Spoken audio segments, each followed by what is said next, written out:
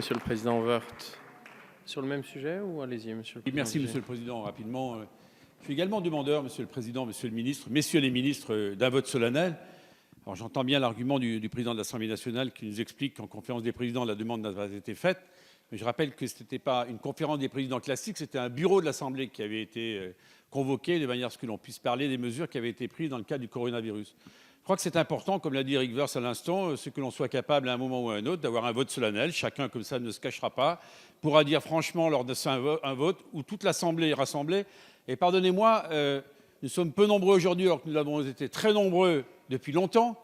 Quelle image donnerons-nous si on voit, les médias ne retiendront que ça, le fait qu'un hémicycle quasiment vide a voté cette loi organique? Monsieur le ministre, moi je crois vraiment que c'est un point essentiel, que l'on puisse faire en sorte que les parlementaires qui sont toujours là, qui ont été solides dans la discussion depuis le début, qui l'ont voulu, je crois que nous l'avons rappelé à plusieurs reprises, puissent à un moment ou à un autre affirmer par leur présence et leur vote leur intention sur ce texte. Je vous remercie. Je vous remercie, Monsieur le Président Vigier.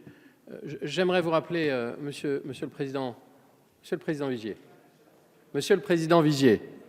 Monsieur le Président Vigier. Je voulais vous répondre simplement sur un élément. Pour avoir été à la fois au bureau et à la fois à la conférence de présidents, c'est bien évidemment la conférence des présidents et aucunement le bureau qui traitait uniquement du coronavirus qui a traité ce sujet. Donc le sujet de la conférence des présidents a été traité dans cette instance comme il se doit. Donc je pense que ça a été largement répondu ce matin, donc ce n'est pas la peine que j'épilogue.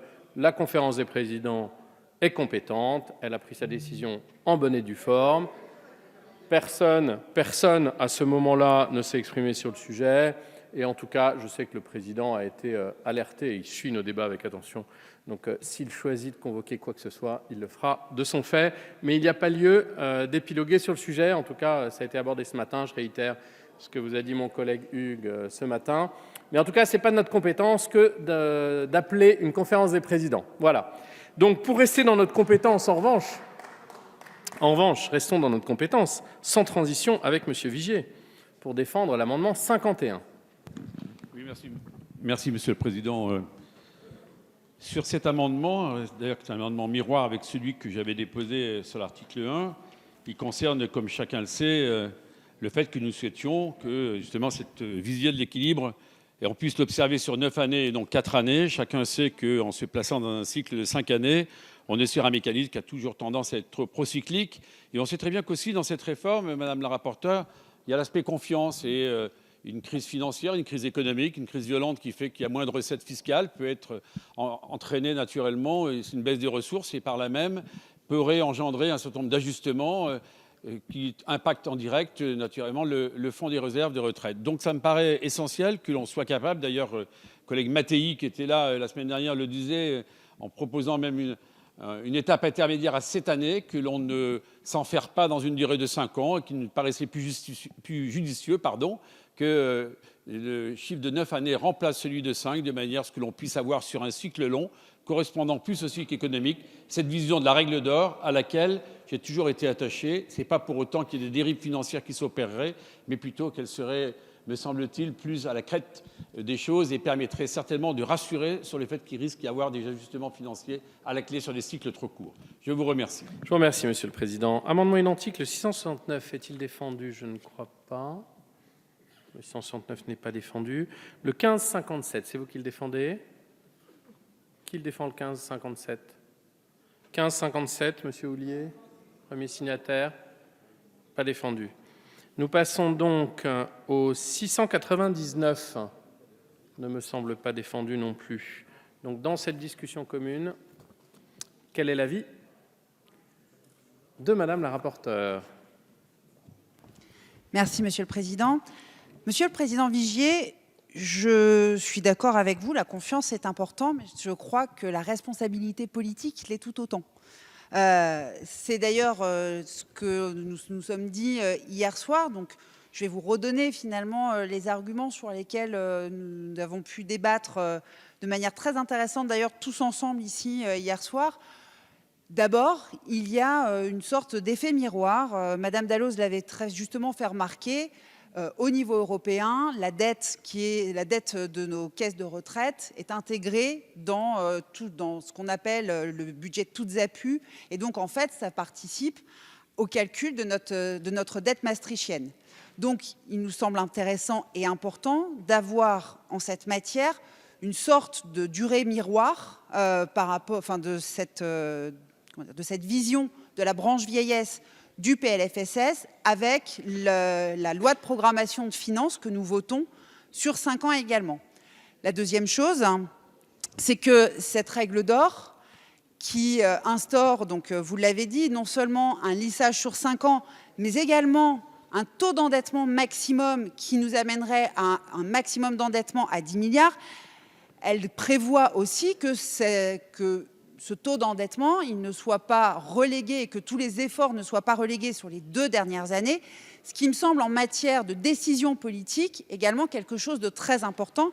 Or, nous avons des mandats de 5 ans et je crois que cette symétrie finalement dans la durée, elle compte aussi puisque nous l'avons dit longuement ce matin, avoir un système universel de retraite qui va être géré par des partenaires sociaux, qui vont nous faire des propositions, mais en dernier ressort, c'est bien également le pouvoir et la décision politique qui vont s'imposer et qui vont avoir toute leur force. Et je crois que, comme vous le disiez, en cas de crise, il est important que les responsables politiques qui seront à ce moment-là au pouvoir aient besoin et aient à prendre toutes les décisions nécessaires pour ne pas laisser s'enfoncer le système de retraite universel que nous sommes en train de créer. Donc pour ces raisons, nous resterons sur l'idée des 1 année en cours plus 4 en prospective glissante, donc sur 5 années. Et donc c'est une demande de retrait ou un avis défavorable. Qu'en pensez-vous, Monsieur le ministre ? Monsieur le Président, Mesdames, Messieurs les députés, Monsieur le Président Vigier, bon, on avait effectivement débattu hier sur une série d'amendements qui ressemblaient fortement à celui-là, mais je voulais aussi aujourd'hui donner aussi un peu de reflet au travail que vous avez fait en la matière en nous interrogeant sur la possibilité de glisser de 5 à 10 ans. Il y a deux dimensions. La première, enfin ça a été assez bien rappelé par la rapporteure, mais redisons les choses. Il y a cette actualisation avec une projection à 40 ans, actualisation tous les 5 ans, et puis à l'intérieur de cette actualisation tous les 5 ans, un glissant tous les ans avec un échange dans le cadre du projet de loi de financement de la sécurité sociale. Je l'ai dit hier et je le redis bien volontiers, on sera attentif aussi aux propositions que pourrait faire la conférence d'équilibre et financement sur le sujet. Vous savez que ça a du sens pour nous et notre projet de loi vise à articuler pour l'instant les séquences de 5 ans et de 40 ans au travers de ce qui a été expliqué par la rapporteure. Maintenant, s'il y a d'autres propositions qui nous viennent de la part des partenaires sociaux, nous l'étudierons, sachant qu'au final, évidemment, le législateur que vous êtes, Monsieur le Président, se retrouvera quand même avec le sujet tous les ans dans le projet de loi de financement de la sécurité sociale. Donc, je vous inviterai à le retirer parce que vous savez ma conviction, mais à défaut, j'aurai un avis défavorable, Monsieur le Président. Merci. Monsieur Castellani, puis Monsieur Cazeneuve. Merci, Monsieur le Président. Un mot pour soutenir l'amendement de notre collègue Vigier et de ceux qui vont dans le même sens. Écoutez, nous sommes face à une loi qui est multiforme, qui soulève des oppositions, on le sait, qui soulève des inquiétudes des agriculteurs, des enseignants, des avocats et d'autres, qui soulève l'opposition de gens qui s'estiment spoliés d'une gestion vertueuse de leur système de retraite. Tout ça, nous le savons. Mais il y a au moins un point sur lequel nous pouvons être d'accord, c'est qu'il s'agit d'assurer l'équilibre long terme de ce système de retraite. Donc, on sait d'ailleurs que c'est un équilibre qui est menacé par l'évolution démographique, qui est menacé aussi, c'est embêtant de le dire, mais par les aléas de la conjoncture, qui peut modifier l'équilibre interne entre ceux qui souscrivent à ce système et puis les autres qui en dépendent. La raison de plus pour gérer sur le long terme, il faut sortir d'une gestion conjoncturelle des choses. Il faut voir les choses de plus haut. La proposition de l'amendement est positive dans la mesure où elle permet justement de lisser les aléas conjoncturels. Donc c'est une chose que le gouvernement peut comprendre, peut admettre, je suppose. Je vous remercie. Monsieur Cazeneuve. Merci, Monsieur le Président. J'espère que le Président Vigier m'en voudra pas de ne pas répondre directement à cet amendement, mais plutôt de rebondir sur son rappel au règlement. D'abord, je voudrais remercier sincèrement les groupes et les députés des oppositions qui sont là.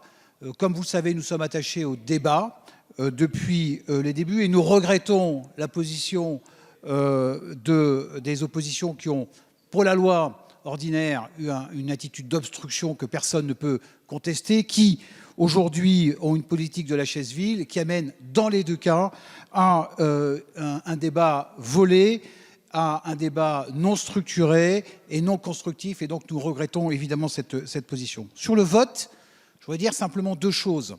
C'est que nous n'avons absolument rien à cacher et je crois que quand on fera le compte du nombre de scrutins publics qu'il y a eu sur cette loi et sur la loi précédente, on va arriver à des records de 300, 400 scrutins publics. Nous n'avons rien à cacher et ces scrutins publics montrent extrêmement clairement que notre majorité est sur le sujet extrêmement solidaire et que vous pourrez voir au travers de ces scrutins publics qu'elle est extrêmement consistante, soudée autour de ce projet. Donc nous n'avons absolument rien à cacher et notre volonté de terminer, et nous sommes prêts à le faire jusqu'à dimanche, est toujours aussi forte. Merci beaucoup. Je vous remercie. Nous pouvons donc passer au vote. Nous passons donc au vote, d'une part sur les amendements identiques qui ont reçu un double avis défavorable, 51 identiques, qui est pour, qui est contre, qui sont rejetés, et le 6